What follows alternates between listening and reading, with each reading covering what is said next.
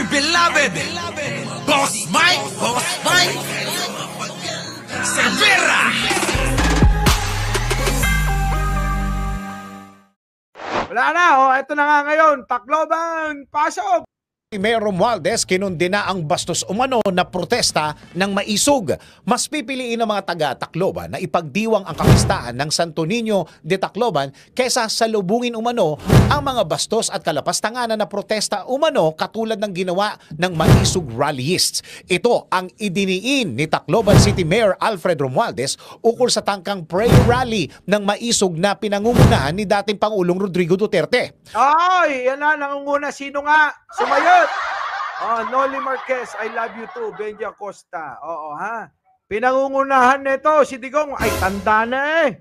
Hindi na to nag-iisip. Itong idol ni Limuel at ni Argo, abay, hindi na to nag-iisip ng tama. Oo. Hindi na nag-iisip ng tama eh. Magwawala lang sila. Magkakalat sa rally na yan. O, diba? Kita nyo yung pinangungunahan ni Digong ninyo. Oo, tanda-tanda na eh. Pasok. Ano nga ba ang reaksyon ng ilang opisyal ng pamahalaan sa naturang protesta? Alamin natin. Ayon kay Ayan na.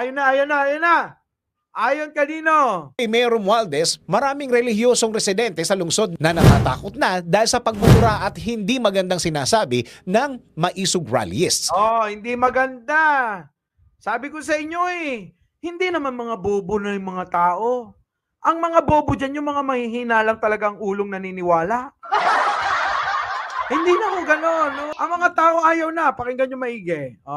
Relihiyosong residente sa lungsod na natatakot na dahil sa pagmumura at hindi magandang sinasabi ng maisog rallyists. Yung mga relihiyoso. Kasi alam nyo, hindi naman ganyan ang prayer rally.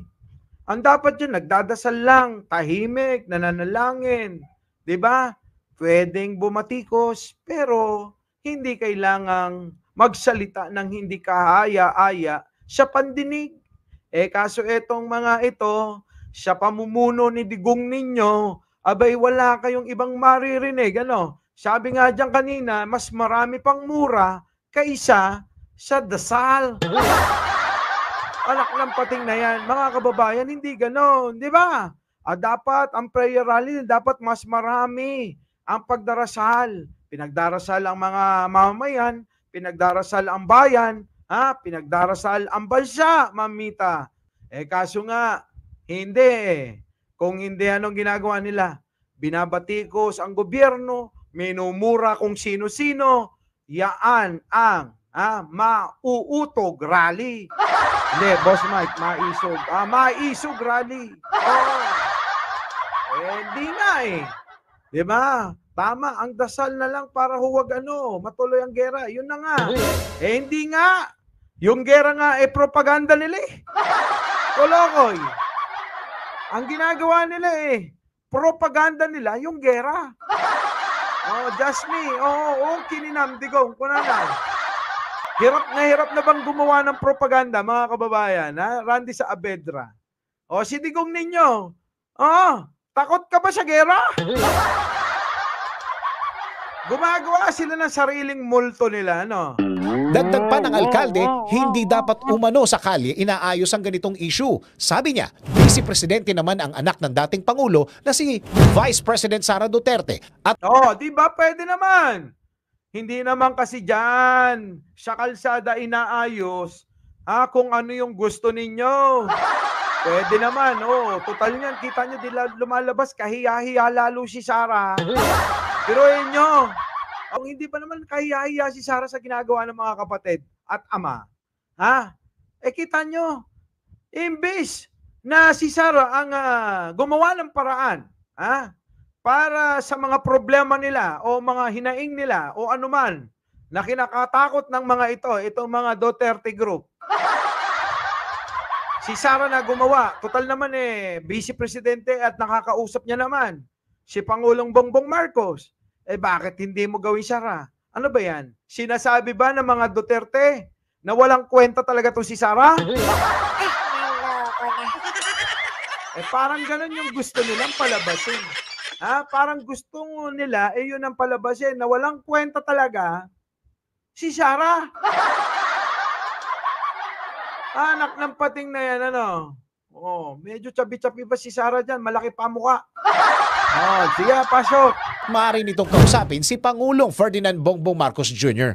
anumang oras. Kaugnay nito, binatikos din ni Mayor Romualdez ang tila pamimilit na mga maisog rallyists sa mga residente na lumabas habang nananalasa ang bagyong Aghon sa lugar. Ayan na nga, kita nyo. Ipapahamak pa yung mga tao, biruin mo, habang bumabagyo. Gusto lumabas yung mga tao. Abay, grabe, hindi talaga iniisip yung kaligtasan ng mamamayan netong si Digong no? Imbis na isipin mo na, di baling wag na tayong magtuloy na mag-rally kasi bumabagyo, wag na nating ituloy yan, pagpaliban na lang natin. Kawawa naman yung mga dadalo. Hindi! Siya, walang-wala. Walang-walang tao. Kaya nagtatawag na na lumabas kayo, parang awa nyo na. Oo nga naman, parang awa nyo na. Samahan nyo na sila. Walang-wala na Ayaw nang samahan ng mga tao. Di ba? Naku, nga, pagpulis nyo na lang ng kandila.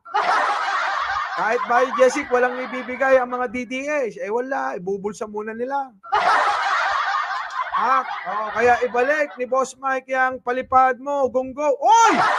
Bakit nyo inaaway sino ba inaaway nyo, Ramil? Kunyari lang yan si Lemuel.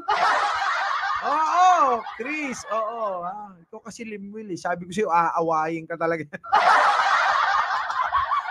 Maya San Pedro. Ayaw daw kasi ibigay ang 100 billion budget kung gusto daw matapos ang problema sa DepEd. Nako, Diyos ko po. 100 billion, di na kayo. Diyos ko, kami nga, magkaroon lang kami ng 500,000, 100,000 sa bank account, masaya na kami. Kayo, hindi. Bilyon na yung pera nyo. Hindi pa kayo masaya, mga hinayo pa kayo. Si Digong, hindi niya yata naiisip na ilang panahon na lang, abay, mawawalan na ng malay. Di ba? Pasok! Binigyan din niyang pinoprotektahan lamang ng lokal na pamahalaan ang kanilang mga mamamayan. Sinang-ayunan naman ito ni Tingog Party List Representative Jude Asidre na nagsabing huwag sanang gamitin ng pamamarang ito upang mambastos daw dahil anya mas marami pang masamang salita ang narinig sa prayer rally ng grupo. Kita nyo, mas marami pa ang naririnig na masamang salita, pagmumura. Opo, Adrian Alba, thank you naman dyan sa Isabela, Aba, mas marami pang nagmumura May maririnig nyo masasamang salita kaysa magdasal sila. Yun na nga yung sinasabi natin kanina, no? Oo, dapat nga, tama, Arnold Lopez, flip-top ang gusto nila Kung gusto nyo pala ng flip-top, di inimbita nyo si Akata. Si Akata, no? Anak yun ng kaibigan natin Kaibigan natin yun. Sa kabilang banda, nakatuon naman si Pangulong Marcos sa kanyang trabaho bilang pinuno ng Pilipinas. Kita nyo, wala. Deadma kayo kay Pangulong Bongbong Marcos. Di naman yan trabaho, di ba? Kulto ang mga yan, Boss Mike. Sabi ni Sweden. Oo nga. Samantalang yung Pangulo, trabaho lang ng trabaho. Kayo naman, gulo kayo ng gulo. Basag kayo kay Romualdez, mga Duterte, no? Wala na. Wala na itong mga ito. Pasok. Sa katunayan, sa kanyang 2-day state visit sa Brunei, ilang mahalagang kasunduan na ang nalagdaan sa unang araw pa lamang niya sa bansa. Naayon kay... Grabe, di ba? Ulitin natin. Baka hindi nyo narinig. Sa katunayan, bilang pinuno ng Pilipinas. Sa katunayan, sa kanyang 2-day state visit sa Brunei, ilang mahalagang kasunduan na ang nalagdaan sa unang araw pa lamang niya sa bansa. Sa unang araw pa lang niya, ballpoint man, sa kanyang bansa, Ito ba si ballpoint, ito yung vlogger din. Tirahin yung sa puwet yan. Di ba? Alam niyo mga kababayan, kita niyo yung maraming mga naghahanap ng mga nagawa daw. Ano ba nagawa ng Pangulo? Bawat biyahe daw wala naman daw napapala. Pero nyo unang araw pa lang, meron ng kasunduan na napirmahan. Mahalaga, hindi basta-basta. Mahalaga, hindi basta-basta. Di ba? O, kita nyo. O, hindi ba kayo masaya nun? Tuloy. Naayon kay House Speaker Martin Romualdez, tiyak na mapapakinabangan dahil inaasahang lilikha ang mga ito ng mas maraming trabaho. O, kita nyo, lilikha ng maraming trabaho. Kaso, itong mga Duterte, hindi. Siyempre, kahit meron, sasabihin nila wala. Kahit maganda, sasabihin nila pangit. Diba? Ganun lang yan eh. Diba? O, tama, Ramel Cruz. At magpapalaki sa kita ng mga Pilipino. Yun. Ikaw, ano opinion nyo sa prayer rally ng Maisog? Oo. Ano ang ninyo? Pambira no? Wala ang opinion ko dyan Ating Mike, new subscriber na, Gina Rabara, thank you naman. Oo, thank you naman ate, manang, opo. Oo. Wala talaga. Oo. Ngayon sagutin nyo to, si Romualdez. Naku, wala. Our beloved Boss Mike Cervera.